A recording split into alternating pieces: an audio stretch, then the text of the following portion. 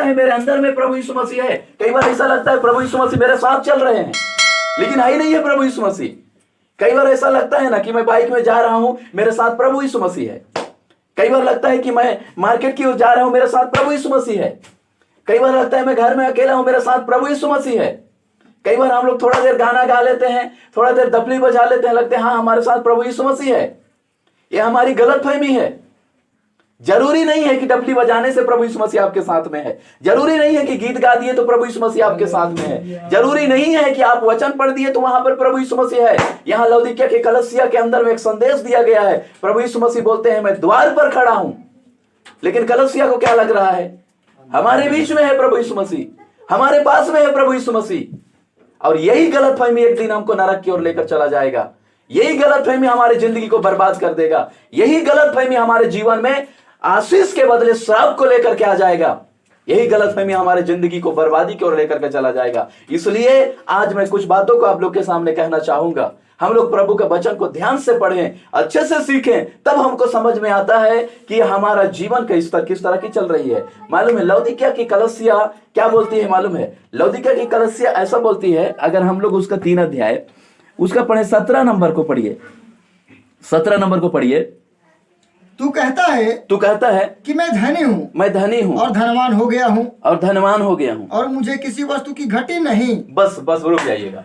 मतलब कलीसिया के अंदर की सोच विचार को थोड़ा सोचिए, है ना। कलीसिया का सोच विचार को देखिए, कैसा है कलीसिया का सोच विचार। कलीसिया का सोच विचार बोलता है अब मुझे किसी बात की जरूरत नहीं है, मुझे प्रार्थना करना आ जाता है। हेलो, मुझे क्या करना आ जाता है? मुझे प्रार्थना करना आ जाती है, मुझे ये वचन को पढ़ना भी आ जाता है, मुझे जो है गवाही देना भी आ जाता है। मैं कई लोगों को समझाता हूं तो समझ भी आ जाता है उसको। मतलब ऐसी बातें हमारे अंदर में आ जाता है। इसका क्या मतलब है कि हमको ऐसा लगता है कि अब मेरे को किसी की जरूरत है कि नहीं। मतलब मुझे किसी बात की जरूरत नहीं है। मेरे पास खुद का गाड़ी है, किसी से मांगने की भी जरूरत नहीं है। मेरे पास घर है, किसी के घर में जाने की भी जरूरत नहीं है। मेरे पास जमीन है, मेरे पास पैसा है। मतलब कलीसिया का विचारधारा को देखिए, क्या बोलता है? मैं धनी हो गया हूं और किसी बात की मुझे किसी से कोई मदद की जरूरत नहीं है। आपको मालूम है जब कभी हमारे अंदर में ऐसी बातें आता है कि मैं कुछ हूं, मेरे पास कुछ है, तब एक बातों को ध्यान दीजिएगा। प्रभु यीशु मसीह वहां अगला सेंटेंस क्या बोलते हैं? तू अभागा है, तू नंगा है और क्या तू अंधा है, तू कंगाल है। मतलब जब कभी हमको लगे कि मुझे नहीं है किसी की जरूरत, किसी विश्वासी भाई की जरूरत नहीं है, किसी पास्टर की जरूरत नहीं है, किसी लोगों की जरूरत नहीं है, अगर ऐसा फील जब आपको होता है तब समझिए प्रभु यीशु मसीह का आवाज यह है आपके लिए कि तू कौन है? अभागा है, तू अंधा है, तू कंगाल है, तू नंगा है। तुझे लगता है तेरे पास है लेकिन कुछ नहीं है तेरे पास। तुझे लगता है तेरे पास आत्मा की सामर्थ है लेकिन कुछ नहीं है तेरे पास। तुझे लगता है पवित्र आत्मा तेरे पास है लेकिन नहीं है। तुझे लगता है यीशु मसीह मेरे साथ चलता है लेकिन नहीं है। जब हमें ऐसा लगने लगे कि मैं कुछ हूं, मुझे लगने लगे कि मेरे पास कुछ है, जब आपको लगने लगे कि मैं कुछ कर सकता हूं, एक बात याद रखिएगा, ऐसा जब हमारे अंदर में आ रहा है, इसका मतलब यह है कहीं ना कहीं हमारे अंदर में एक बातें आ रही है जो एक घमंड जैसा बातों को फील कराता है ना। एक घमंड जैसा बातों को फील कराता है, महसूस कराता है कि मैं कुछ हूं। मतलब मुझे किसी की कोई बात की घटी नहीं, इसका मतलब किसी की जरूरत नहीं है।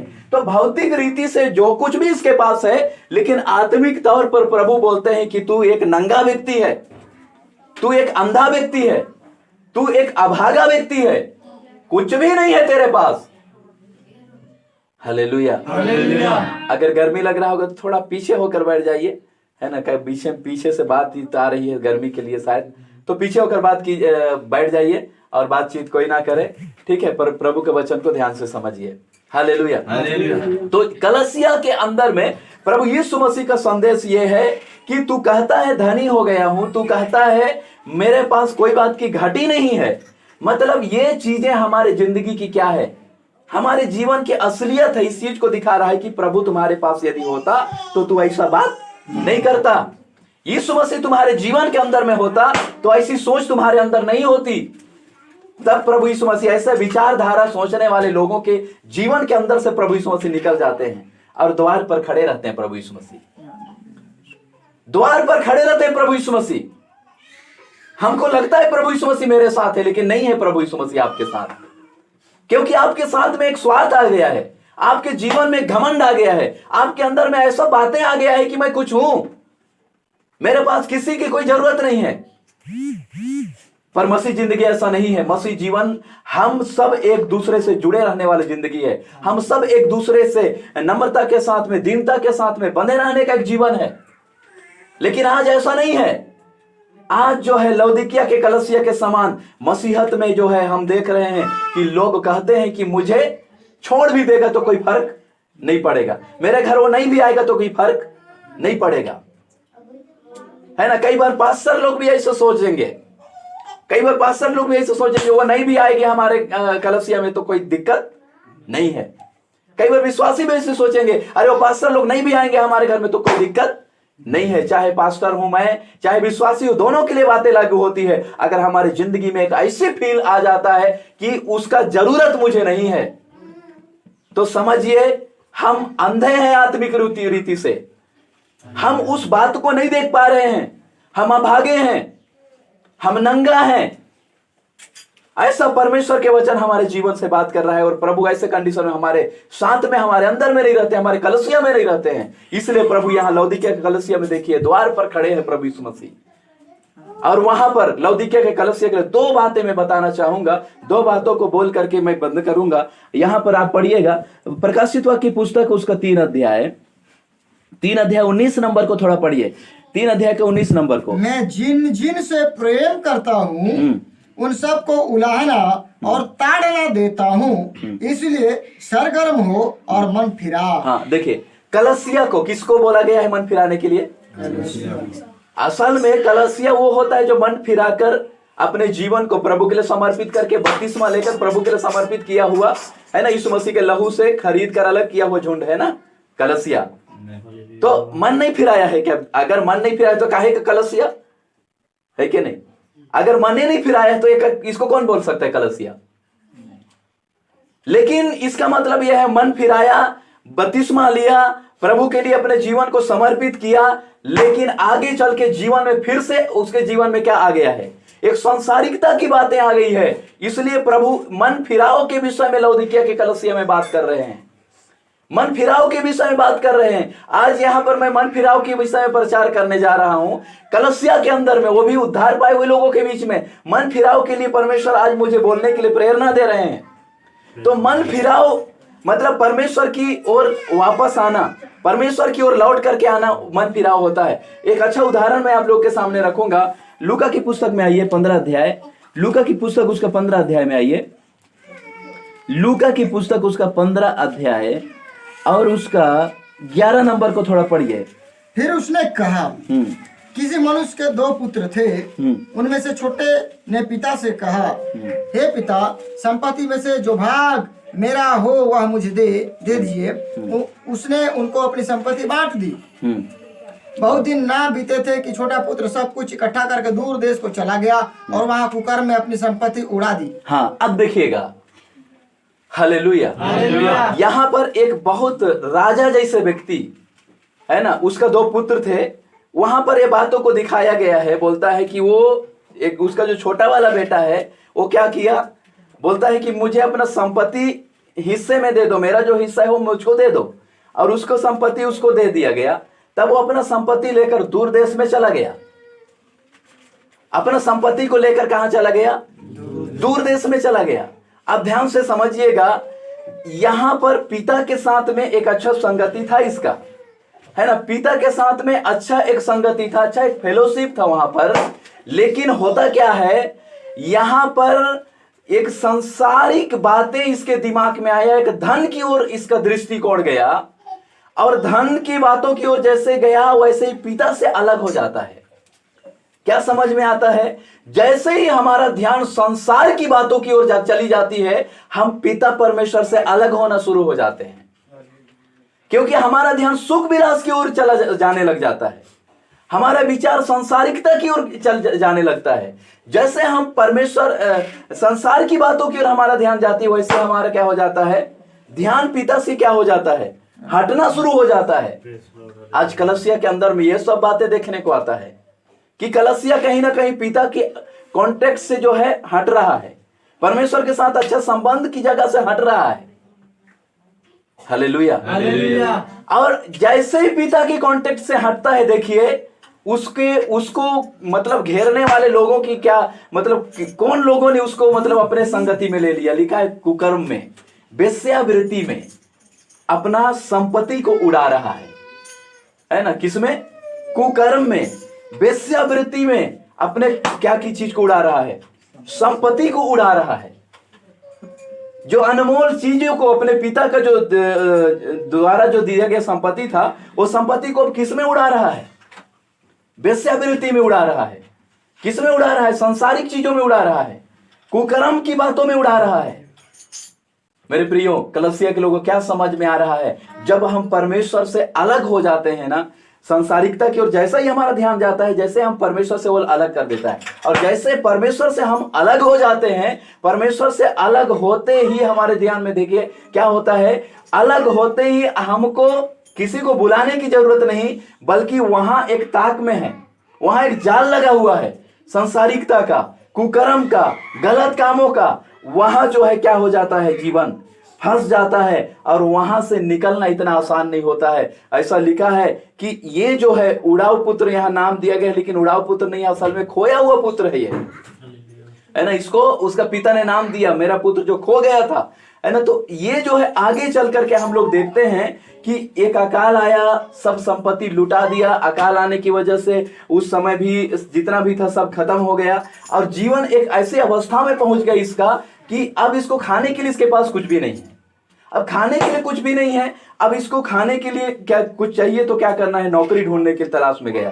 तो नौकरी ढूंढने की तलाश में गया, तब प्रभु के वचन में क्या बताया गया है कि सुअर चराने की इसको नौकरी मिलती है। सुअर चराने का नौकरी, सोच कर देखिए, पिता के साथ रहने वाले की संगति अब सुअरों के साथ जीवन बीत रहा है ना। सुअरों के साथ बीतना, जीवन बीतने का क्या मतलब है मालूम है? सुअरों के साथ जीवन जब बीतता है तब विवेक मर जाता है। सुअरों जैसा उसका बोलते हैं, जैसा इंसान की संगति वैसा ही वो हो जाता है, होता कि नहीं? जैसा संगति वैसा हो जाता है ना। इसलिए संगति बहुत फर्क पड़ता है। अब सुअर के साथ रहते रहते क्या हो गया, सुअर जो खाता है उसी चीजों को खाने के लिए उसके अंदर में इच्छाएं आ गई। ड्यान दीजिएगा आपकी संगति कैसा है। बच्चे लोग भी सबसे पहले समझिएगा, यहां एक व्यक्ति जो है सुअरों के, जब एक ड्यूटी मिला, एक नौकरी मिला सुअर चराने के लिए, अब सुअर को चरा रहा है, उसके साथ रहते रहते वो जो खा रहा है उसी को इसको भी खाना पड़ रहा है। इसलिए आप लोग देखना कि दारू पीने वाले बच्चों के साथ जो बच्चे लोग, मसीह बच्चे लोग संगति होंगे, वो लोग भी क्या करना शुरू कर देते हैं, दारू पीना शुरू कर देते हैं। बीड़ी पीने वाले लोगों के साथ संगति करने से बीड़ी पीना शुरू कर देते हैं। झूठ बोलने वाले लोगों के साथ संगति करने से झूठ बोलना शुरू कर देते हैं। तो जितना भी गलत काम करने वालों के साथ संगति करने से वैसा ही उनका जीवन होना शुरू हो जाता है। आपके जीवन ही बता देता है कि आपका संगति किन लोगों के साथ में है, कैसे लोगों के साथ आपका जीवन की संगति है। आपका पहनावे का तरीका ही बता देता है कि आपका संगति कैसे लोगों के साथ में है। आपका खुशबू ही बता देता है कि आप किसके लोगों के बीच में रहते हैं। आपका खाने का तरीका ही बता देता है कि आपके दोस्त कैसे कैसे हैं। आपका हेयर स्टाइल ही बता देता है, बाल कटाने के तरीके ही बता देता है कि आपके दोस्त कैसे होंगे। आपका बाल कलर करने का भी तरीका बता देता है कि आप किस चीज को फॉलो करते हैं, कौन आपका आदर्श है। आदर्श मतलब आपका कौन, मतलब अगु, मतलब किसको आप अपना आदर्श मानते हैं, नमूना मानते हैं, मतलब किसको फॉलो करते हैं, किसके पीछे चलते हैं, किसको फॉलो करते हैं, मतलब जिससे लोग ज्यादा प्रभावित होता है ना। आप देखना, अगर कोई पैंट शर्ट जींस पहन ले और अगर किसी व्यक्ति को बहुत भा जाए वो उसका पैंट शर्ट पहनने का तरीका, वो वैसे ही दूसरे बार बनवाता है कि नहीं? मतलब वो उसके आदर्श बन गया, आइडल बन गया, उसका नमूना बन गया। तो ध्यान दीजिए बच्चे लोग, आप किसका फॉलो कर रहे हैं, आप किसका आदर्श मतलब कौन है आपका आदर्श, कौन है आप जिसका फॉलो करते हैं, जिसका आप जो है जिसका पहनावा को फॉलो करते हैं, हेयर स्टाइल को फॉलो करते हैं, जिसका बातों को जो है फॉलो करते हैं, वो कौन है? क्या वो सांसारिक व्यक्ति है या मसीह व्यक्ति है?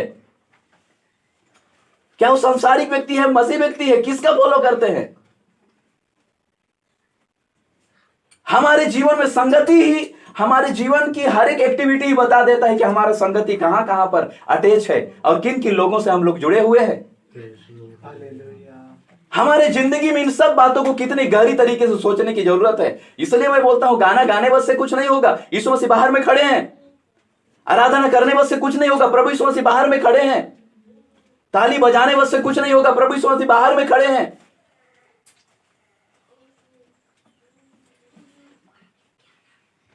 अभी एक नया एक से एक बातें आ रही, जैसे हम लोग रोमियो की पत्री 12 अध्याय का 2 नंबर को पढ़िए थोड़ा सा। 12 अध्याय का 2 नंबर, रोमियो की किताब उसका 12 का 2 नंबर, रोमियो की पत्री उसका 12 का 2 नंबर को पढ़िए। इस संसार के सदृश ना बनो, इस संसार के सदृश ना बनो, परंतु तुम्हारे मन के नए हो जाने से, तुम्हारा मन के नया हो जाने से तुम्हारा चाल चलन भी बदलता जाए, तुम्हारा चाल चलन भी बदलता जाए, जिससे तुम परमेश्वर की भली और भावती और सिद्ध इच्छा अनुभव से मालूम करते रहो। Hallelujah, praise the Lord, hallelujah. मैं एक बात कहना चाहूंगा, ध्यान से समझिए इस बातों को मेरे प्रियो। तुम संसार के सदृश ना बनो।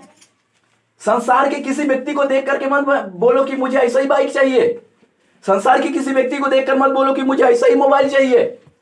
संसार के किसी व्यक्ति को देखकर मत बोलो कि मुझे यही ऐसा ही घर चाहिए। संसार के लोग तुम्हारा आइडल नहीं होना चाहिए। संसार के लोग तुम्हारा आदर्श नहीं होना चाहिए। अगर मसीह में तुम्हारे माँ और बाप है तो तुम्हारा आइडल, तुम्हारा आदर्श अपने माँ बाप को बनाओ। मैं नहीं जानता हूं आगे चलकर क्या होगा, लेकिन मेरी एक प्रार्थना है और मैं हर दिन अपने बेटे के अंदर में एक बातों को बोलते रहता हूं, बेटा तुम्हारा आदर्श, तुम्हारा हीरो मैं हूं। मुझे देख करके तुम चलो। मैं कैसा चलता हूं वो हमेशा जिद कर देता है। कई बार मैं बटन वाला शर्ट पहनूंगा तो वो बोलेगा मुझे भी ऐसे ही पहनना है। गंदा रहेगा फिर भी बोलेगा नहीं मेरे को भी ऐसे ही पहनना है। मैं नहीं बोल रहा हूं कि आगे चल के क्या होगा उसका भविष्य, लेकिन मेरी प्रार्थना है परमेश्वर बच्चे को एक गलत आदर्श होने से बचाना, गलत संगति में जाने से बचाना। मेरी प्रार्थना हर दिन प्रभु के सामने रहती है और मैं यही चाहता हूं कि मेरे बच्चे मुझे एक आदर्श समझे, अपने माता पिता को एक आइडल समझें। तुम्हारे माता पिता क्या खाते हैं, किस प्रकार से उनका पहनावा है, किस प्रकार से उनका बोलने का तरीका है। तुम किसी संसारिक व्यक्ति को अपना आदर्श मत बनाओ। तुम किसी संसारिक व्यक्ति को अपना आइडल मत बनाओ। संसारिक व्यक्ति को अपना नमूना मत बनाओ। इसलिए मैं कहना चाहूंगा माता पिता लोगों को भी, आप लोग सबसे पहले आदर्श बनिए। आप घर में कभी प्रार्थना नहीं करेंगे, बोलेंगे मेरा बच्चा प्रार्थना नहीं करता है, कैसे प्रार्थना करेगा? कब घर में कभी किए प्रार्थना? नहीं किए। बच्चे के सामने कभी आप दुआ किए? किया ही नहीं। खाना कहीं से आए, घूम फिर के इतना भूख लगा था, ऐसा भूख लगा कि जम से भूख लगा था, खाना ला रहे, प्रार्थना करना तक भूल गया, भगा भग खा दिया। बच्चा सब देखता है, नोटिस करता है, मेरे बाप तक प्रार्थना नहीं करता, मैं काहे करूंगा? तो अपने बच्चे के लिए गलत आदर्श बन रहे हैं आप, अपने बच्चे के लिए गलत नमूना बन रहे हैं आप। हालेलुया। तो परमेश्वर के लोगों को एक बातों को समझना चाहिए। अगर हम एक अच्छा आदर्श बने, एक कलसिया में आते समय हम एक अच्छा कपड़ा पहन कर आए, आपको मालूम है हमारा श्रेष्ठ स्थान है ये। मार्केट में जाते समय या बारात में जाते समय उन सारे जगहों से श्रेष्ठ और अच्छा जगह है, तो समझिए यहां जब आते समय हमें कैसे पहन कर आना चाहिए? एकदम अच्छा पहन कर आना चाहिए। जो हमारे पास सबसे अच्छा कपड़ा है, जो हमारे पास सबसे अच्छा कपड़ा है, वही पहन कर यहां पर आए। हालेलुया। तो हमारे जीवन में हम इस बातों को सीखें कि हमारे जिंदगी में हम किसको अपना आदर्श बना रहे हैं, है ना? उन लोगों को जो फिल्म, जो टीवी में देखते हैं, अलग अलग देश विदेश से अलग अलग, है ना? अभी एक से हेयर स्टाइल आ रही है। कोई पीला कर रहा है बाल को, कोई लाल कर रहा है बाल को, है ना? कोई, है ना, जैसे ये हमारे बच्चे लोग, बेटे लोग बैठे हुए हैं पीछे, है ना? हमारे एक पास्टर जी हैं, वो बोलते हैं ऐसे कटिंग कटाने के वालों को बोलते हैं, बेटा तुम लोग जंगल में मत जाना बोलते हैं। तो क्यों ऐसा बोलते हैं? जंगल में चले जाओगे, चिड़िया को धोखा हो जाएगा और अंडा दे देगा, क्योंकि उसको नहीं मालूम है कि ये क्या है, क्योंकि वैसे दिखता भी है। तो बात सही है। आप कहां से सीखे सब चीजों को? कहां से सीखे? वहीं से सीखे हैं। वहीं से सीखे हुए हैं, जहां देखते हैं उस चीजों को हम प्रभावित हो रहे हैं, यहीं से सीखे, मोबाइल से सीखे हैं। हो सकता है कोई मसीह व्यक्ति हो, कोई मसीह भाई हो, वो नाचता होगा, ठुमका लगाता होगा, रील्स बनाता होगा, इंस्टाग्राम में डालता होगा, सांसारिक गाना में नाचता होगा। आप उसको अपना आदर्श बना करके आप भी नाचने लग गए, आप भी करने लग गए। मैं प्रभु को धन्यवाद देता हूं, मुझे बहुत अच्छा लगता है, क्योंकि हम साथ में एक साथ बढ़े, एक साथ हम लोग आगे बढ़े। लेकिन फिर भी मैं जब अपने दोस्त से आज भी मिलता हूं, आज भी बात करता हूं, पवित्रता के विषय में बात करते हैं, हम सच्चाई के विषय में बात करते हैं, सही दिशा के विषय में बात करते हैं। और मुझे ऐसा लगता भी है कि हम अगर शुरुआत से ही अगर मैं अपना कैरेक्टर को चेंज करके चलता, अपना हेयर स्टाइल को बदल कर चलता, अपने पहनावे में जींस में कट्टा पीटा लेकर के चलता, तो ये भी बेहिचक क्या करते, वैसे चलते, वैसे करते। क्यों?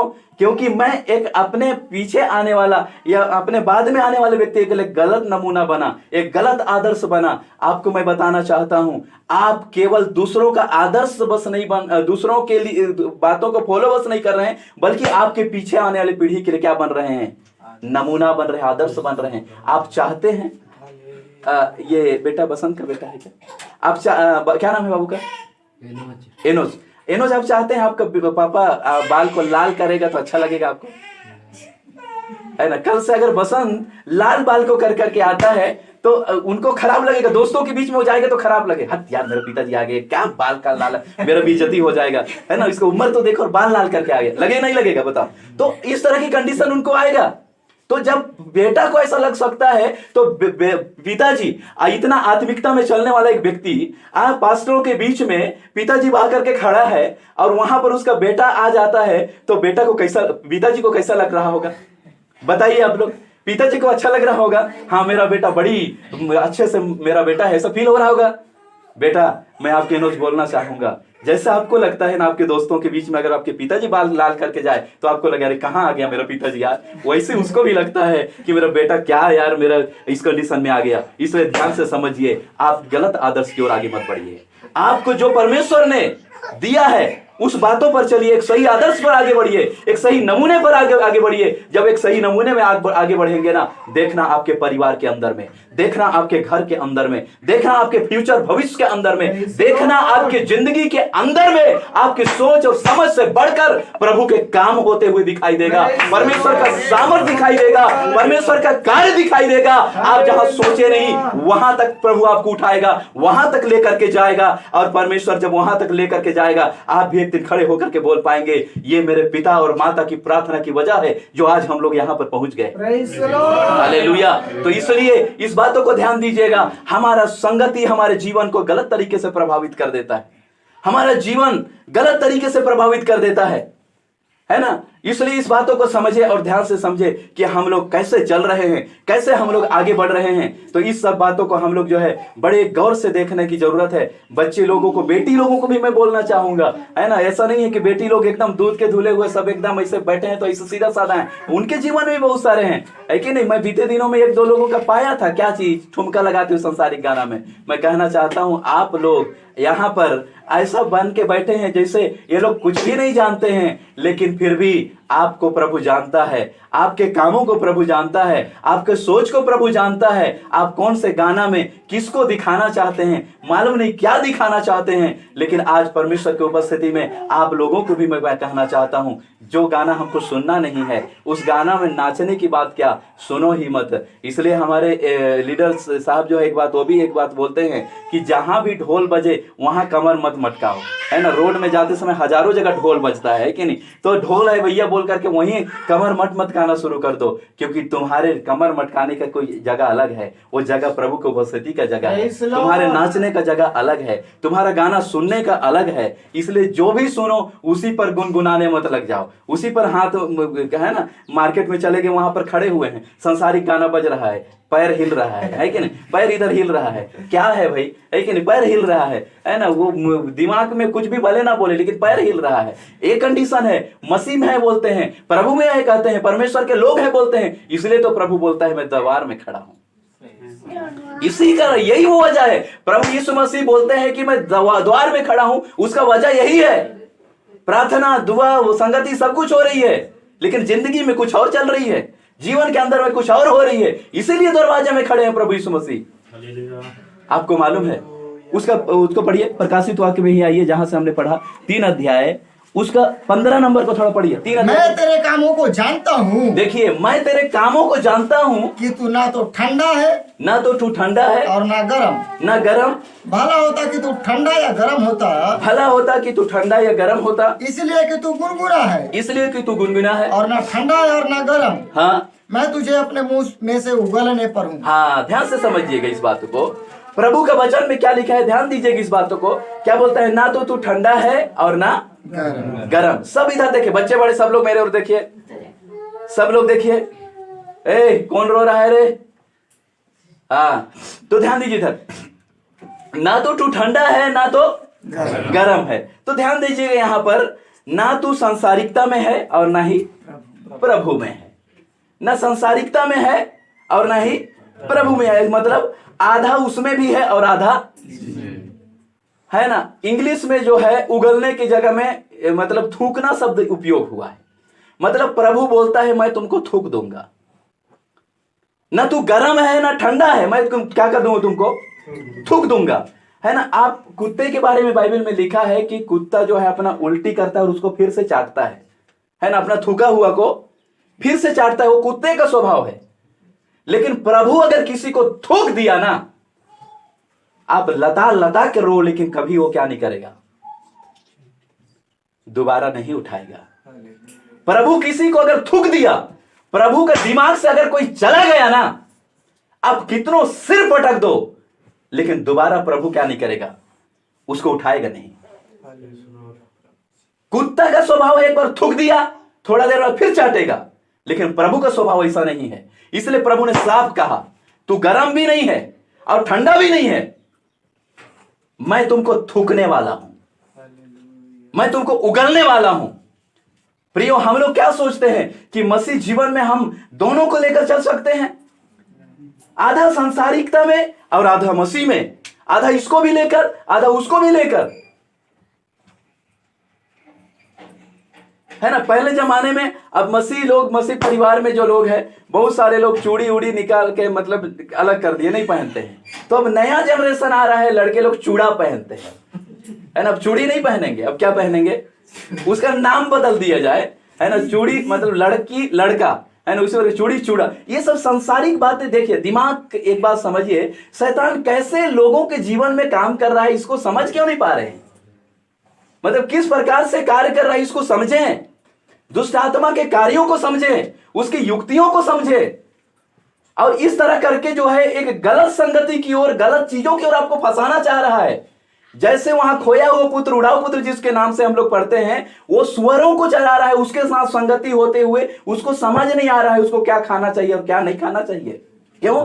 विवेक मर गया है उसका। विवेक क्या हो गया है?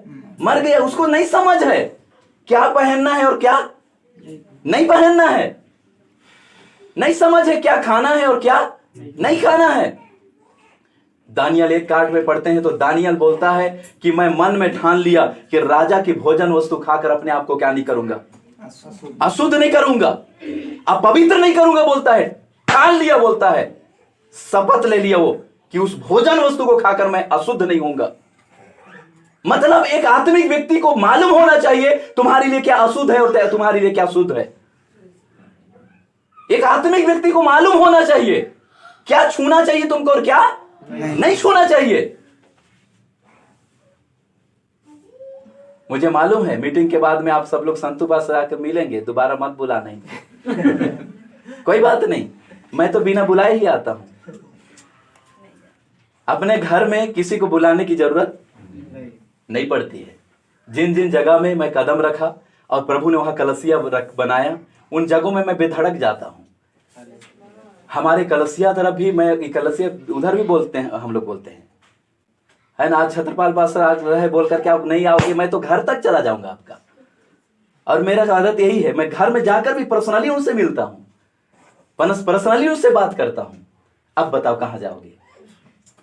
Hallelujah, hallelujah. प्रियो, हमारे जीवन के अंदर में हम इस चीज को ध्यान से समझे, हमारा मसीहत, हमारा मसीह जीवन के अंदर में किस प्रकार से एक सांसारिकता घुस आ रही है और हमारे विवेक को, हमारे बच्चों का विवेक को मार रहा है। उनको नहीं समझ आ रहा है उसको क्या खाना चाहिए, क्या नहीं खाना चाहिए, क्या करना चाहिए और क्या नहीं करना चाहिए, नहीं समझ में आ रहा है।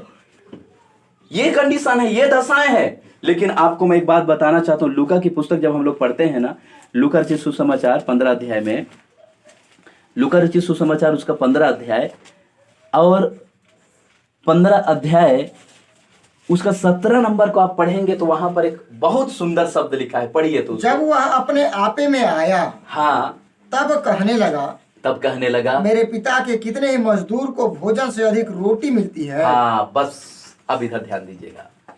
Hallelujah, hallelujah. जब अपने आप में आया, क्या लिखा है? जब अपने आप में आया। इसका मतलब जब सुअर को चराते चराते सुअर जो खा रहा है वो भी खाने लग गया, वो अपने आप में नहीं था, मतलब अपने होश में नहीं था।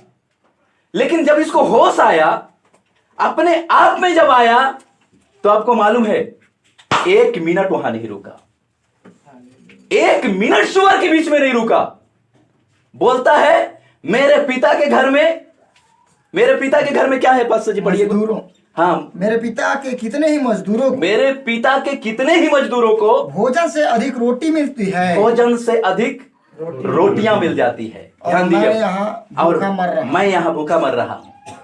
ध्यान से सुनिएगा, कब बोला? जब अपने आप में आया, 1 मिनट वहां नहीं रुका, सुअर के बीच में 1 मिनट नहीं रुका। जब अपने होश में आया तो 1 सेकंड नहीं रुकूंगा, उसका विचार आया और तुरंत निर्णय लिया, तुरंत डिसीजन लिया और बोलता है मैं एक मजदूर बन करके जाऊंगा, लेकिन मैं यहां से जाऊंगा, मैं यहां से निकलूंगा, मैं यहां से बाहर जाऊंगा, मैं इस अवस्थाओं में अब नहीं जीऊंगा, मैं सुअरों के अवस्थाओं में नहीं जीऊंगा, इस बुराइयों के अवस्थाओं में मैं नहीं रहूंगा। कब ये बोला? जब अपने आप में आया, जब अपने होश में आया। इसका मतलब क्या है? इसका मतलब यह है कि जब आप और मैं होश में आते हैं ना, जब आप और मैं अपना होश में आते हैं, अपने आप में आते हैं, हम उस अवस्था में तुरंत निकलने का निर्णय लेते हैं। 1 सेकंड अब इस अवस्था में मैं नहीं रहूंगा। पढ़िता में मैं बीते 1-2 संडे पहले शायद प्रचार किया था। एक भाई जो है ऐसी पंकज बेटा के जैसे उसका बाल एकदम ऐसा हुआ था। 2 भाई लोग, वहां भी 2 भाई लोग, यहाँ भी 2 ही भाई लोग मुझे दिखे, वहां भी 2 बेटे लोग ही दिखाई दिए। मैं वहां पर भी प्रचार करते करते परमेश्वर की जैसे आत्मा प्रेरणा दिए, मैं उसको बोला, बोलते ही मीटिंग खत्म हुआ, एक जन बाल कटवा दिया, दूसरा दिन मुंडन हो गया। तीसरा दिन जब फिर मीटिंग हुआ, बोले कि आज फिर मीटिंग है, वहां पर गए तो देख रहा हूं एक जन मुंडा हो गया है और एक जन बाल कटा लिया। मतलब यहां अपने आप में आते ही देर नहीं करेगा कि महीना भर थोड़ा चलने दे। अगर वो अपने आप में आ गया ना, होश में आ गया, बैठे बैठे वो निर्णय ले लेता है कि यहां से जाने के बाद में मैं अवस्थाओं में बदलाव लाऊंगा, मैं अपने चाल चलन में बदलाव लाऊंगा, अपने उठने बैठने में बदलाव लाऊंगा, अपने जीवन के अंदर में चेंजेस लेकर के आऊंगा। वो तुरंत डिसीजन लेकर के यहां से जाता है जब वो अपने होश में आ जाता है, जब अपने आप में आता है कि ये हमारी जगह नहीं है, ये हमारे लाइफ की अवस्थाएं नहीं है, ये हमारे खाने की चीज नहीं है, ये हमारे पहनने की चीज नहीं है, ये हमारे लायक रहने वाली जगह नहीं है। यहां ये व्यक्ति अपने आप में आया, सुअरों के बीच से निकल कर आ जाता है। Hallelujah, praise the Lord. सुअरों के बीच से निकल कर आ जाता है कब? जब अपने आप में आता है। मैं आपको बताऊं आत्मिक बातें मेरे प्रियो, अगर आप लोग ना अपने आप में अगर आप आ जाए ना, दुनिया का कोई ताकत नहीं रोक सकता, आपको वहां बांध कर नहीं रख सकता। कोई भी शैतान की शक्ति आपको कैद करके नहीं रख सकता, कोई भी दुष्ट आत्मा का प्रभाव आपको बांध कर नहीं रख सकता। जब आप अपने आप में आएंगे, जब आपका समझ खुलेगा, आप वहां से उठेंगे। प्रभु बोलता है तुम 1 कदम आओगे तो मैं 10, है ना, तुम मेरे निकट आओ तो मैं भी तुम्हारे निकट आऊंगा। मतलब पहला कदम, इसका मतलब किसका है? हमारा है ना। वचन में क्या लिखा है? तुम मेरे वचन पढ़िए, याकूब की में आइए, याकूब की पत्री में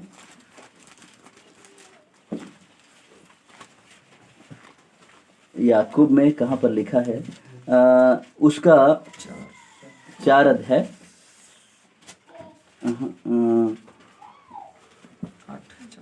8 पद, हाँ 8 पद को पढ़िए। परमेश्वर के निकट आओ, हाँ देखिए, परमेश्वर के निकट आओ तो वह भी तुम्हारे निकट आएगा। हाँ ध्यान से सुनिएगा, वह भी तुम्हारे निकट आएगा। देखिए, पहला काम किसका है कि नहीं?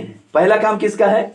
हमारा है ना। प्रभु के वचन में लिखा है परमेश्वर के निकट आओ, मतलब पहला कदम प्रभु चाहता है कि अपना कदम आप बढ़ाइए पहले, तो वो तुम्हारे और भी क्या करेगा? कदम बढ़ाएगा, है ना। हम बोलेंगे नहीं मैं पड़ा रहूंगा, है ना, प्रभु चाहे तो मेरे को यहां से उठा ले, प्रभु चाहे तो मेरे को बदल दे, लेकिन प्रभु बोलता है पहला कदम तू बढ़ा, है ना। कई लोग जो है बोलते हैं मैं माखुर तो नहीं छूटा थे, प्रभु से मैं प्रार्थना करत हो। एक दिन हमारे बिल्हा में ऐसे में प्रार्थना हम लोग करते हैं घर में, तो एक आंटी आई हमारे घर में प्रार्थना करने के लिए आई, तो वो बोलने लगी बेटा मेरे लिए प्रार्थना करो, मैं बपतिस्मा ले ली हूँ लेकिन गुड़ाखू नहीं छूट रहा है, बोलती है ना।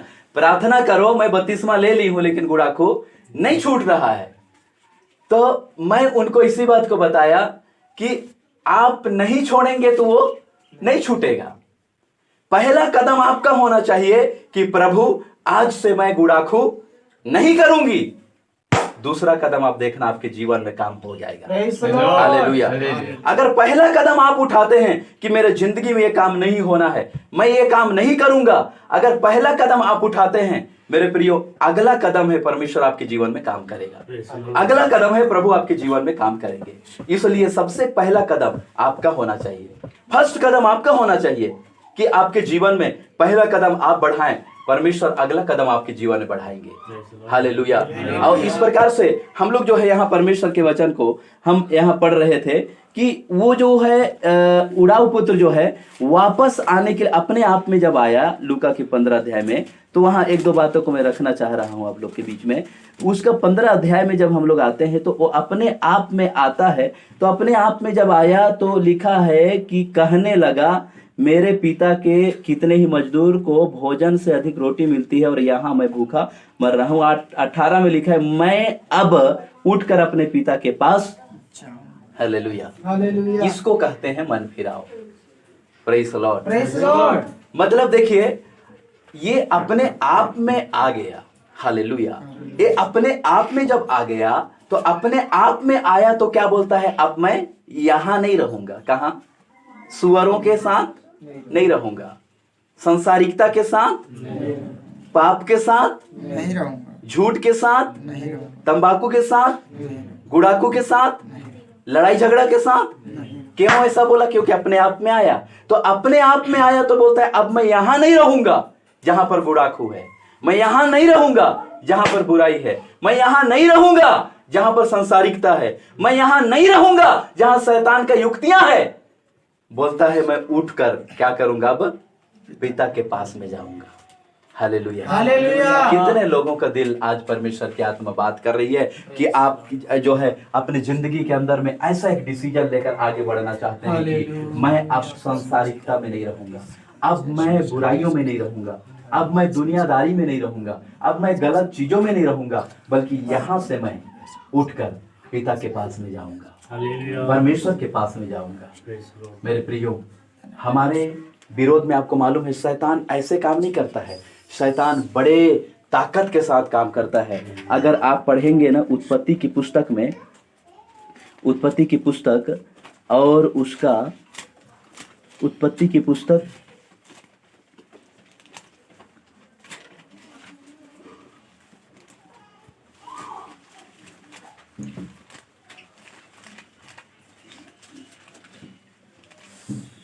चौंतीस अध्याय, उत्पत्ति की पुस्तक 34 अध्याय का पहला दूसरा नंबर को पढ़िए।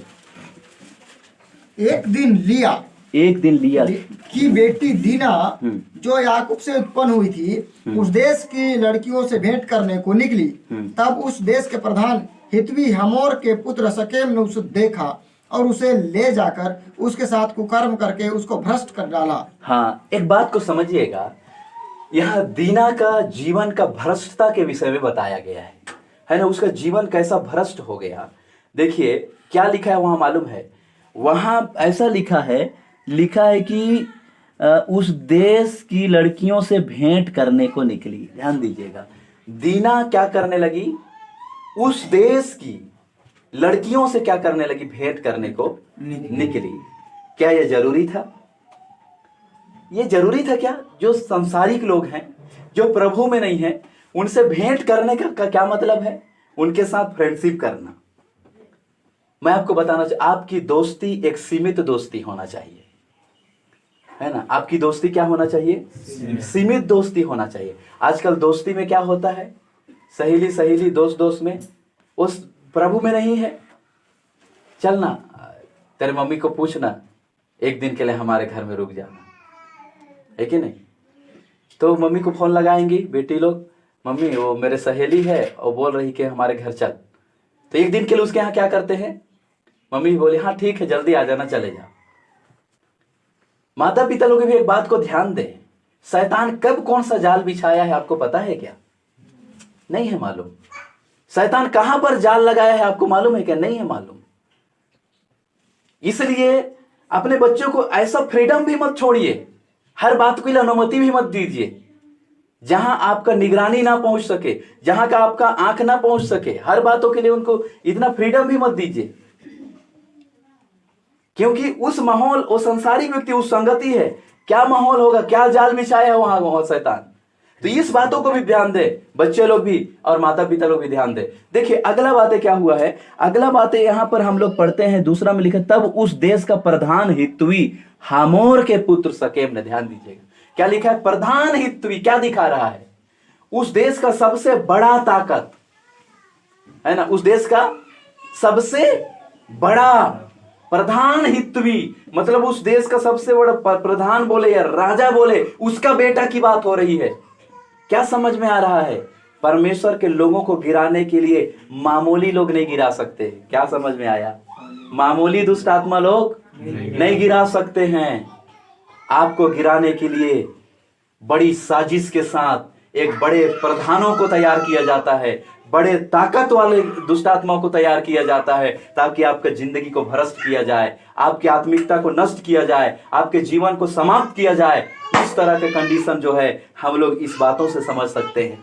प्रधान हित्वी के विषय में बात कर रहा है।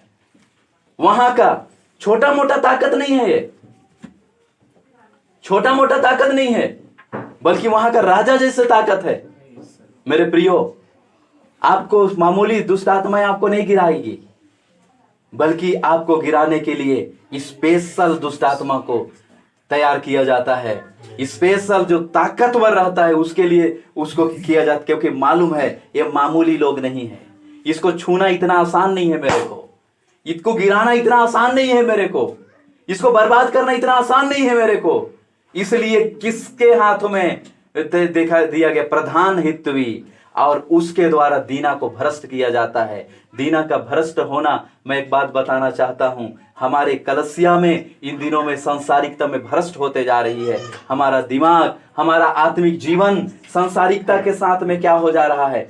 जुड़ जा रहा है, सांसारिकता के साथ मिलजुल रहा है ना। ये लोग आगे चल के डिमांड रखे, प्रधान हित्वी लोग, कि हमारे बेटे बेटियां तुम्हें हम दिया करेंगे और तुम्हारा बेटी बेटियां हम लोग लिया करेंगे। ऐसा हम लोग एक साथ मिले रहें, जुड़े रहें, ऐसा करके आगे चल के जो है उस उद्देश्य को खत्म करना चाहा, इन जो परमेश्वर इजरायलियों के लिए विशेष कर रखा हुआ था। हालेलुया। मेरे प्रियो, आज हमारे जिंदगी में हमारे जीवन को झांकने की जरूरत है। चंगाई बड़ी बात नहीं है, मिलेगा। आशीष बड़ी बात नहीं है, मिलेगा। आपको मालूम है वचन में क्या लिखा है मालूम है? ये लोग जो है ऊपर ऊपर से चंगा करने वाले, शांति है करके बोलते हैं, ऊपर ऊपर से चंगा करते हैं। पढ़े हैं वचन को आप लोग, है ना? वो यिर्मयाह में लिखा है, ऊपर ऊपर से क्या करते हैं लोग? चंगा करते हैं। शांति है बोल करके क्या बोलते हैं? ऊपर ऊपर को क्या कर देते हैं? चंगा करते हैं। लेकिन जड़ से चंगा करने का क्या मतलब है? जड़ से चंगा करने का मतलब है कि वो बीमारी को ही उठाकर फेंक दो जीवन से, वो समस्या को ही उठाकर फेंक दो ना, वो पाप को ही जीवन से उठाकर फेंक दो ना, उन बात को ही अपनी जिंदगी से निकाल कर फेंक दो जो हमारे जिंदगी में बार बार समस्या को लाता है। वो ठूठ रहेगा ना, फिर से उग कर आएगा। हालेलुया। हमारे जीवन में प्रभु यीशु मसीह आना जरूरी है। हमारे कलसिया में प्रभु यीशु मसीह आना जरूरी है। प्रभु यीशु मसीह बोलते हैं, मैं तुम्हारे साथ भोजन करना चाहता हूं, मैं तुम्हारे साथ रहना चाहता हूं। मेरे प्रियो, आज हम लोग जो वचन यहाँ पर आज आपके सामने मैंने रखा, हम थोड़ा समय ही प्रभु के वचन को यहाँ पर देखेंगे। बोलने के लिए कई बातें अभी है, मैं 1-2 पॉइंट और आपके सामने रखूंगा, लेकिन एक बात बोल करके मैं आगे बढ़ना चाहूंगा। आपने बहुत वचन सुना और बहुत वचन सुनते भी हैं, लेकिन आज जो परमेश्वर आप लोगों से बात कर रहा है, आज जो परमेश्वर की आत्मा आप लोगों को जीवन में कार्य कर रहा है, आप अपने आप में सोचिए, अपने आप में सोचिए। लौदीकिया के कलीसिया के समान प्रभु ने कहा, मैं द्वार पर खड़ा हूं। घर में प्रार्थना है, आराधना है, हमारा जीवन मसीह कहलाते हैं, लेकिन जिंदगी के अंदर में सांसारिकता भी है और प्रभु भी, दोनों चीज को हम जोड़ के चल रहे हैं। हमारे सर एक और उदाहरण देते हुए बोलते हैं, ऐसा कहते हैं, केरल तरफ इधर भी रहता है एक बामी मछली बोलते हैं उसको, है ना, बामी मछली। तो केरल तरफ का वो मछली भी थोड़ा सा अलग डिजाइन रहता है वैसी, तो वो उसका इधर का मछली में भी वैसे रहता है। मछली को हम लोग जब देखते हैं, उसका सिर को तो सांप जैसे दिखता है ना, सांप जैसे बामी मछली का दिखता है कि नहीं, सांप जैसे दिखता है, लेकिन पूंछ मछली जैसे रहता है ना। पूंछ को देखने से लगता है हाँ मछली है, लेकिन सिर को देखने से लगता है सांप है। तो बोलते हैं कि ये मछली बड़ा शातिर और चतुर मछली होता है। पानी में कुछ सांप रहता है, कई बार झुंड झुंड घूमते रहता है, तो ये मछली भी उनके बीच में जाके मिल जाता है और सिर को दिखाए रहता है। मतलब ये फील कराता है, मैं कम नहीं हूं, मैं भी तुम्हारी ही बिरादरी और जाति का, मैं भी सांप ही हूं, है ना। क्योंकि वो सिर को दिखा रहा है, तो बाकी सांप को क्या लग रहा है, ये भी सांप है। लेकिन वही मछली कई बार मछलियों के बीच में चला जाता है, तो वहां पर पूंछ को ऐसे दिखाता है, मतलब बोलता है कि मैं भी मछली ही हूं। वैसे ही मसीह लोग संसार के बीच में जाएंगे तो वैसी करेंगे, मसीह लोग के बीच में आएंगे तो जय मसीह की, पूंछ दिखाकर बोलेंगे जय मसीह की। मतलब वहां जाएंगे तो उनके जैसा, और यहाँ आएंगे तो इनके जैसा। होली में जाएंगे तो रंग लगा करके, रक्षाबंधन में आएंगे तो राखी बांध करके जाएंगे, और यहाँ आएंगे तो इनके जैसा। आप क्या चीज हैं, ना तो गर्म है और ना ही गुनगुना है। इसलिए वचन में लिखा है प्रभु थूक देगा आप लोग को। अब प्रभु अगर थूक दिया, कहीं का नहीं रहेंगे हम लोग फिर। हम सोचेंगे तो स्वर्ग में जाएंगे, नहीं जाएंगे। ये सोच बस रखे रहिए कि स्वर्ग जाएंगे, नहीं जाएंगे स्वर्ग, क्योंकि हम कहीं का नहीं है। इधर भी हैं और इधर भी हैं, दोनों को हम लेकर के चलने वाले लोग हैं। हम बोलते हैं अरे दुनिया में हम लोग हैं तो दोनों को लेकर चलना पड़ेगा। प्रभु को मालूम है, इसलिए प्रभु ने बोला तुम सारे चाल चलन में क्या बनो, पवित्र बनो। वचन में लिखा है ना, तुम सारे चाल चलन में पवित्र बनो। हमारा जीवन दोनों को लेकर चलने वाला नहीं है, दोनों को खुश करके चलने वाला नहीं है। दुनिया भले खुश रहे ना रहे हमारे जिंदगी से, लेकिन हमारे जिंदगी से परमेश्वर खुश होना चाहिए। परमेश्वर की उपस्थिति में हम जाना चाहिए। परमेश्वर हमारे चाल चलन से खुश होना चाहिए, हमारे बोल चाल से खुश होना चाहिए, हमारे पहनावे से खुश होना चाहिए, हमारे जिंदगी से परमेश्वर खुश होना चाहिए। हम प्रभु को खुश करने वाले लोग बने। हमारा जीवन ऐसा आज बनना चाहिए। दुनिया हमें कुछ भी कहे, क्योंकि हम जानते हैं हमें दुनिया के लिए नहीं जी रहे हैं। बीते दिनों में एक भाई ने, इंजीनियर है, उसने मेरे को पूछा, प्रभु में वो आ गया है, मेरे को पूछा सर आप एक चीज बोलते हो मेरे को नहीं समझ में आता है। मैं बोला क्या चीज? आप बोलते हो कि हम संसारिक नहीं है बोलते हो, आप ये बातें नहीं समझा। हम संसार में है तो संसारिक ही है, वो बोलता है। हम भले प्रभु में हैं, लेकिन हम आखिर में कहाँ हैं? संसार। वो अपने ज्ञान के हिसाब से बोला, वो बहुत नॉलेज वाला व्यक्ति है, तो अपने ज्ञान के हिसाब से बोला हम संसार में हैं, इसलिए हम कौन है? संसारिक हैं। इसमें क्या दिक्कत है? क्यों ऐसा आप बोलते हैं? ऐसा मत बोलना, आपसे बोला। उसको वचन खुलवा करके मैं बताया, परमेश्वर के वचन में लिखा है हम इस दुनिया में जरूर है ना। पतरस ने भी बोला मैं इस संसार का नहीं, मैं एक परदेसी हूं। प्रभु ने बोला यदि तुम इस संसार के होते तो ये संसार तुमसे प्रेम करता। इसका मतलब हम इस संसार के नहीं हैं, हम एक परदेसी हैं। इस दुनिया में हम एक परदेसी हैं। हमारा देश नहीं है ये, हमारा देश स्वर्ग है। परमेश्वर वो है हमारा देश। हम एक दिन इस जगह को छोड़कर जाएंगे। ये यहां हम लोग हमेशा के लिए रहने के लिए नहीं आए हैं। हम लोग अपने देश जाएंगे, स्वर्ग में जाएंगे, वही हमारा देश है।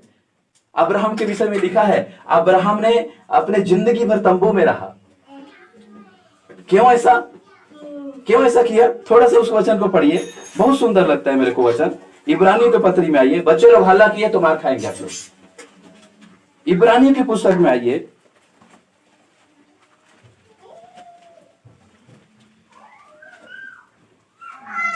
उसका 11 अध्याय 9 पद से पढ़िए, 9-10 को। विश्वासी से उसने प्रतिज्ञा किए हुए देश में, विश्वासी से उसने प्रतिज्ञा किए हुए देश में, पराये देश में परदेशी के समान, पराये देश में परदेशी के समान रहकर, हाँ इसहाक और याकूब समेत जो उसके साथ उसकी प्रतिज्ञा के वारिस थे, तंबुओं में वास किया। ध्यान दीजिएगा इस बात को। परदेशी के समान कहाँ वास किया इन्होंने? तंबू में। अब्राहम के बारे में लिखा है बहुत धनवान व्यक्ति था, राजा आदमी था। कौन? अब्राहम। सोने रुपये का धनी इंसान था वो, है ना। कई लोग गाय बैल का धनवान रहते हैं, लेकिन अब्राहम क्या चीज का धनी था? सोने रुपये का धनवान व्यक्ति है। बहुत धन था उसको, सोना चांदी प्रभु ने दिया था। लेकिन वो रहा किस में? तंबू में रहा। क्यों? 10 पद में क्या लिखा है? क्योंकि वह उस स्थिर नींव वाले नगर की बाट जोहता था, हाँ, जिसका रचने वाला और बनाने वाला परमेश्वर है। बोलिए हालेलुया। क्यों वो तंबू में रहा? क्योंकि वो स्थिर और नींव वाले नगर की बाट जोह रहा था, जिसके विषय में क्या बोला गया है? जिसके विषय में कहा गया है कि जिसका रचने वाला और बनाने वाला परमेश्वर है। उस नगर की बाट जो होता था, मतलब अब्राहम भी विश्वास करता था कि मैं कौन हूं? परदेशी हूं। इस दुनिया में क्या विश्वास करता था अब्राहम? मैं परदेशी हूं बोलता था। तंबू में जिंदगी बिता दिया, क्या सोचकर? परदेशी हैं। क्या मतलब यहां मन लगाएंगे हम दुनिया में? क्या मतलब हम दुनिया की चीजों में अपना मन लगा रहेंगे? आज बहुत सारे लोग दुनिया की बातों में अपना मन लगाए हुए हैं, है ना। दुनिया की चीजों में महल बनाने के लिए मन लगाए हुए हैं। मैं नहीं बोलता हूं कि महल बनाना गलत चीज है। अगर प्रभु के महिमा के लिए प्रभु अगर बोलता है बनाइए, कोई दिक्कत नहीं है। लेकिन कई लोग अपना जिंदगी ही उसी में लगा देते हैं। प्रभु का आराधना बंद, मीटिंग बंद, प्रार्थना दुआ बंद, सब कुछ बंद, है ना। घर बनाना है भैया, इसलिए आज संडे को नहीं आए, कामे में लगे थे हम लोग। पूरा जिंदगी लगा रहे हैं घर बनाने के लिए, प्रार्थना दुआ सब छूट गया। एक बात और बोलना चाहता हूं, अभी खेती बाड़ी का टाइम आ रहा है, खेती बाड़ी का समय आ रहा है। ये मसीहों के लिए परीक्षा का घड़ी आ रहा है। कौन सा घड़ी? परीक्षा का घड़ी आ रहा है। आप किसको पहला स्थान देंगे? परख आ जाएगा। परमेश्वर देखेगा कि इस खेती बाड़ी के समय में होता क्या है। मालूम है, खेती बाड़ी के समय में पानी बरसता है। कल संडे है, मान लो कॉलेज बस बता रहे परसों पानी बरस दिया तो फिर गड़बड़ा जाएगा। अब क्या करेंगे? फंस गए ना। यहां भी आना है, और अगर नहीं आया, पानी बरस दिया तो बदर गड़बड़ा गया। कितना बड़ा परीक्षा में फंस गए। क्या करेंगे उस समय? उस समय हम लोग ठोकर किसको मारते हैं मालूम है? आराधना को। रिजेक्ट किसको करते हैं उस समय मालूम है? आराधना को। ठुकराते किसको है मालूम है? प्रभु के उपस्थिति को। और चुनते किसको है मालूम है? बतर को। अगर प्रभु को हम पहला स्थान दें, मैं बोलता हूं बिना बतर का भी आपके लिए बतर बन जाएगा। हालेलुया। नहीं है बतर, फिर भी बोलो, परमेश्वर आपके लिए बतर लाएगा, है ना। सबोपदेशक में क्या लिखा है मालूम है? सबोपदेशक की पुस्तक में आप आइएगा, सबोपदेशक की पुस्तक आप आइए, और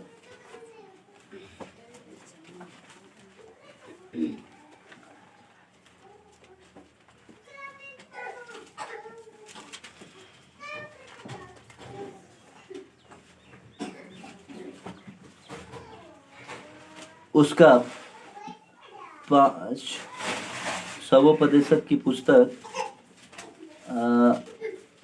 10 अध्याय में आइए। सबोपदेशक की पुस्तक उसका 10 अध्याय, उसका 11 अध्याय का 4 नंबर को पढ़िए। 11 का 4 नंबर। जो वायु को ताकता रहेगा, वह बीज बोने ना पाएगा। वो बीज बोने ना पाएगा। और जो बादलों को देखता रहेगा, वह लौने ना पाएगा। क्या बोलता है? जो वायु को ताकता रहेगा, वो क्या नहीं कर पाएगा? बीज बोने नहीं पाएगा। और जो बादल को देखता रहेगा, वो काटे नहीं पाएगा।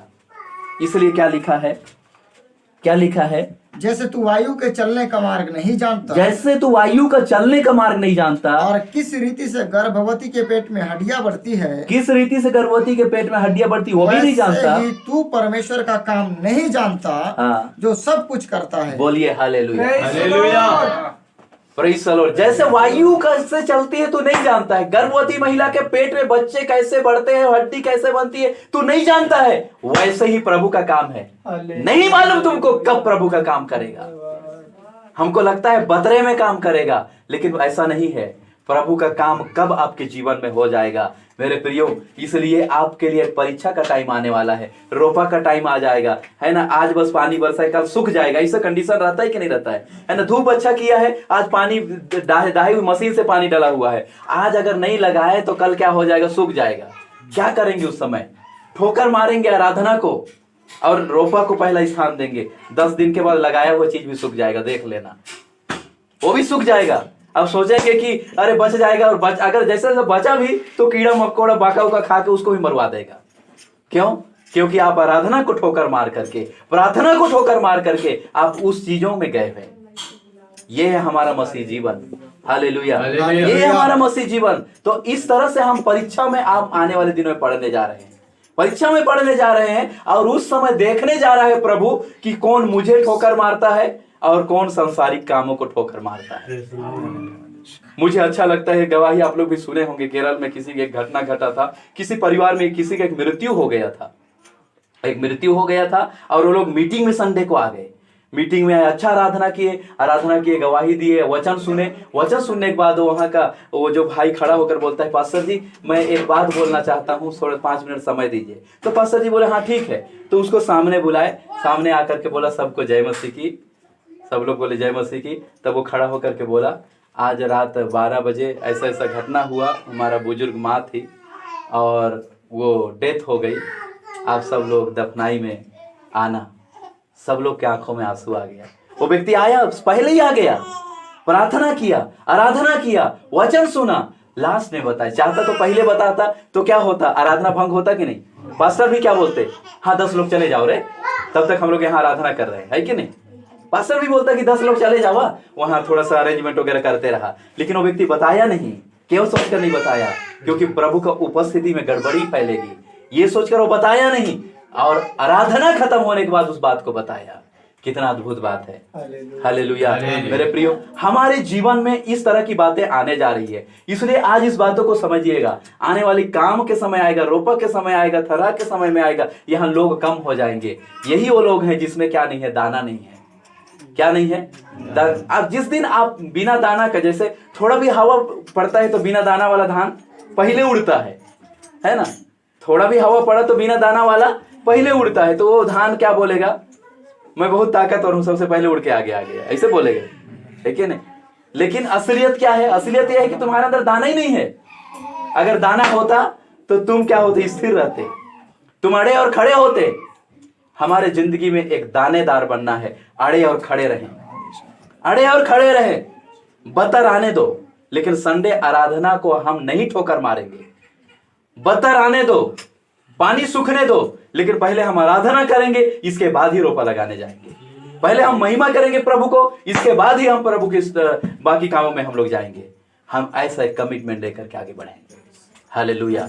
हमारा जीवन, हम बोलते हैं मसीह ना, वैसा हम अपने आप को ठोस मसीह बनाएं।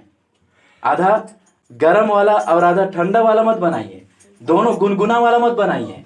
प्रभु को नहीं पसंद है ऐसा मसीहत, प्रभु को ऐसा मसीहत नहीं पसंद है। बोलता है उगल दूंगा, मैं उसको थूक दूंगा, वो परमेश्वर के राज्य में नहीं जा पाएगा। इसलिए हमारे जिंदगी को मजबूत मसीह बनाइए। हालेलुया। इसलिए लौदीकिया के कलीसिया को बोला मन फिरा। क्या बोला? मन फिरा, मतलब लौट कर आने की जरूरत है, मन फिराने की जरूरत है, वहां पर लौट के आने की जरूरत है। दूसरी बात को बोल करके मैं बंद करूंगा वहां पर। आइए प्रकाशित वाक्य की पुस्तक में उसका दूसरा बात है 21 नंबर 3 का 21 पद को थोड़ा पढ़िए। जो जय पाए मैं उसे अपने साथ अपने सिंहासन पर बैठाऊंगा। हाँ बस बस बस बस बस हो गया। जो जय प्राप्त करे उसे मैं अपने सिंहासन पर बैठाऊंगा। हालेलुया। क्या प्राप्त करे लिखा है? जय प्राप्त करे। Praise the Lord. हालेलुया। जो जयवंत हो जाए, मतलब हमारे जीवन में परीक्षाएं आएगी, हमारे जीवन में इस तरह की अवस्थाएं आएगी, हमारे जीवन में कई ऐसी बातें आएगी, लेकिन क्या लिखा है? जयवंत हो जाए। जो व्यक्ति जय प्राप्त करे उसको मैं क्या करूंगा? अपने साथ बैठाऊंगा। इतना बस नहीं, अगर प्रकाशित वाक्य 2 अध्याय में आप आएंगे, अब 2 अध्याय प्रकाशित वाक्य की पुस्तक 2 अध्याय और उसका उसका 2 अध्याय का 17 नंबर को पढ़िए। जिसके कान वह सुन ले कि जिसका कान हो वो सुन ले कि आत्मा कलीसियाओं से क्या कहता है। आत्मा कलसिया से क्या कहता है। जो जय पाए उसको मैं गुप्त मन्ना में से दूंगा, उसको मैं गुप्त मन्ना में से दूंगा, और उसे एक श्वेत पत्थर भी दूंगा, और उसको एक श्वेत पत्थर भी दूंगा, और उस पत्थर पर एक नाम लिखा हुआ होगा, उस पत्थर में एक नाम लिखा होगा, जिसे उसके पाने वाले के सिवाय हाँ और कोई ना जानेगा। हालेलुया। जिसको उसके पाने वाले के सिवाय कोई नहीं जानेगा, जो प्राप्त करेगा उसके अलावा दूसरा कोई नहीं जानेगा। वो नाम उसको दूंगा। उस श्वेत पत्थर के विषय में यहाँ पर बात करता है। ये किसको दूंगा बोलता है? जो जय को प्राप्त करेगा। और क्या लिखा है उसका 3 अध्याय उसका 5 नंबर को भी पढ़िए, 3 का 5 को भी पढ़िए। जो जय पाए उसे इसी प्रकार श्वेत वस्त्र पहनाया जाएगा, हाँ। और मैं उसका नाम जीवन के पुस्तक में से किसी रीति से ना काटूंगा, हाँ। पर उसका नाम अपने पिता और उसके स्वर्गदूतों के सामने मान लूंगा। हालेलुया। लिखा है जीवन के पुस्तक में से किसी प्रकार से नहीं काटूंगा। उसका नाम क्या नहीं होगा? नहीं कटेगा। कहां से? जीवन की पुस्तक में से नाम नहीं कटेगा।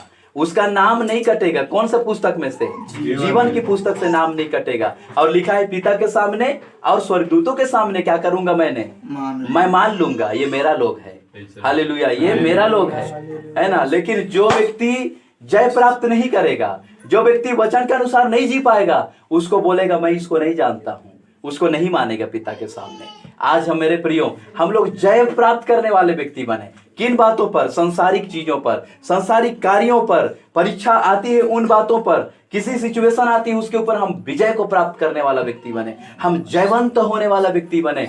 दुष्ट आत्मा की बंधन में हम रहने वाला व्यक्ति नहीं बने। आपको मालूम है सिमसोन के बारे में आप लोग कितने लोग जानते हैं? सब लोग सुने हैं सिमसोन के ऊपर जब पवित्र आत्मा आता था, है ना, वो एक असाधारण व्यक्ति बन जाता था। जैसे पवित्र आत्मा उसके जीवन में आता था, क्या बन जाता था? असाधारण, अनगिनत लोगों को गिरा देता था। वो कब होता था? जब परमेश्वर की आत्मा उसके जीवन पर आता था। अगर हमको जयवंत होना है, जय प्राप्त करने वाला व्यक्ति बनना है, हमको इन दिनों आत्मा में भरने की जरूरत है। हालेलुया, आत्मा में भरने की जरूरत है। आपको मालूम है एक बार फिलिस्ती लोग बांध दिए उसको, बांध कर रखे हुए हैं, बांधे हुए हैं, और लोग बड़ी हल्ला मचा रहे हैं, बड़ी खुश हो रहे हैं। लोग क्या हो रहे हैं? खुश हो रहे हैं कि हम एक ऐसा व्यक्ति को बांध दिए जिसको कोई कब्जा नहीं कर सकता, उसको, परमेश्वर के जन को हम अपने कब्जे में ले लिए करके क्या कर रहे हैं? खुश हो रहे हैं। क्या समझ में आता है? एक मसीह व्यक्ति को, बेटा हो, बेटी हो, बहन हो, भाई हो, कोई भी हो, अगर वो सांसारिकता में चला जाता है, दुष्ट आत्मा क्या होने लगता है? खुश होने लगता है। दुष्ट आत्मा शोर मचाने लगता है कि एक व्यक्ति को हम अपने कब्जे में लेकर के आ गए। खुश होने लगता है। बड़ी शोर होती है, बड़ी तेज शोर होती है, जय जयकार होती है, एकदम अच्छे आनंद मनाते हैं लोग, क्योंकि हम एक व्यक्ति को क्या कर लिए? अपने कब्जे में कर लिए बोलकर खुश होते हैं। लेकिन मन ही मन सिमसोन स्मरण किया परमेश्वर को। जैसे स्मरण करता है, परमेश्वर की आत्मा दोबारा एक और मौका देता है, उसके जीवन पर आता है। और जैसे ही आता है वो व्यक्ति, हालेलुया, इतने सारे लोगों के बीच में भी, बहुत सारे लोग हल्ला मचा रहे हैं, जय जयकार रहे हैं, इतने लोगों के बीच में एक व्यक्ति बस स्मरण किया परमेश्वर को, परमेश्वर उसका पुकार को सुन लेता है। और जैसे सुनता है उसको एक अद्भुत सामर्थ भेजता है और फिर उनको मार गिराता है। क्या समझ में आया मेरे प्रियो? आपको जब लगे कि मेरे को दुष्ट आत्मा बांध रहा है, आपको जब लगे कि संसारिक चीजें बांध रहा है, आपको जब कभी लगे कि शैतानी चीजें मेरे को बांध रहा है, आपको कभी लगे कि मेरा प्रार्थना दुआ कम हो रही है, आपको कभी लगे कि मैं वचन से धीरे धीरे हट रहा हूँ, आपको कभी लगे कि मेरा जीवन जो है पहले जैसे नहीं रहा, अगर ऐसा आपको कभी लगता है तो आप इधर उधर मत ध्यान दीजिए, अपने प्रभु को स्मरण करिए, प्रार्थना में बैठ जाइए, आराधना में बैठ जाइए, पवित्र आत्मा में भरने के लिए आराधना कीजिए। आपको मैं बताना चाहता हूँ, यहाँ पर अभी आराधना होते समय कई लोग आराधना नहीं कर पा रहे थे, यहाँ देख रहे थे कई लोग ताली नहीं बजा पा रहे हैं। आप शुरुआत में सोचिए, जब भी आराधना करने का मौका मिलता था ताली बजाते हुए आत्मा में भर जाते थे, लेकिन आज कई लोगों को ताली नहीं बज रहा है, है ना, ऐसे ताली बजता है ना, ऐसे ताली बजता है। कई लोग ऐसे ही से ताली बजाते हैं, ये ऐसे, है ना, मतलब उनको कई लोग ऐसे ही से छूते रहेंगे, मतलब ताली नहीं बज रहा है, प्रभु का महिमा कर रहे हैं हम लोग यहाँ पर, परमेश्वर की आत्मा में भरने के लिए सोच रहे हैं, लेकिन हमारी ताली में ताकत नहीं है, हमारी जुबान से आवाज नहीं निकल रही है, हम कुछ नहीं कर पा रहे हैं। मैं कहना चाहता हूँ, आपसे जो बन पड़े आप करिए, आपसे जो बन पड़े आप करिए, बाकी को प्रभु देखेगा। जो आपसे बन पड़े आप करिए, बाकी को प्रभु देखेगा। आपको एक और बात बताना चाहता हूं, जब मिस्र से जब इजराइली लोग निकल करके आ रहे थे, मिस्र से जब निकल कर आ रहे थे, कहां पहुंचे? लाल समुद्र के पास में पहुंच गए। जब लाल समुद्र के पास में वो लोग पहुंचे तो क्या हुआ? पीछे से मिस्री सेना पूरा हथियार बांध करके पीछे से दौड़ रहा है, पूरा ताकत के साथ आ रहा है। क्या समझ में आता है? शैतान ऐसे ही आपको नहीं छोड़ेगा, पूरा ताकत लगाकर आपका पीछा करेगा। लेकिन क्या होगा ऐसे कंडीशन में? इजरायली लोग पीछे मुड़ करके देखे, क्या किए? पीछे मुड़ करके देखे तो क्या दिखा? बड़ी ताकत है, बड़ी ताकत है। इस बात को देखकर नर्वस हो गए। नर्वस होकर क्या होने लगे? ऐसा बोलने लगे क्या जंगल में हमको मारने के लिए लाया गया है मूसा के द्वारा? वहां कब्र नहीं थी क्या? इससे अच्छा हम लोग वहीं रहते, है ना? क्या बोलने लगे? इससे अच्छा हम लोग वहीं रहते, क्यों हम लोग यहाँ पर आए? ऐसे ये लोग बोलने लगे। मैं एक बात बताना चाहता हूँ, क्यों इनके अंदर डर आ गया? क्यों घबराहट आ गया? क्योंकि लोग क्या किए? पीछे मुड़ करके देखे। मैं आपको बताना चाहता हूँ, पीछे आप मुड़ने की जरूरत नहीं है, पीछे मुड़ने की जरूरत नहीं है। पीछे आपका बीमारी आपको पीछा कर रहा होगा, आपको लगता होगा ये बीमारी मेरे जीवन से, है ना, आप पेट दर्द की वजह से प्रभु में आए थे, लेकिन आपको कई बार लगता है ये पीछे का बीमारी फिर से आपको पीछा कर रहा है, फिर से पेट में गुदगुदा रहा है। आपको देखने की जरूरत नहीं है। परमेश्वर वहां पर उनके लिए आग का खंभा और बादल का खंभा बनकर आगे चल रहा था। आपको बताना चाहता हूँ, मालूम है, जैसे ही परमेश्वर ने मूसा को कहा अपना हाथ लाठी को समुद्र में बढ़ा, जैसे ही बढ़ाया गया वो समुद्र जो है दो भाग में हो गया।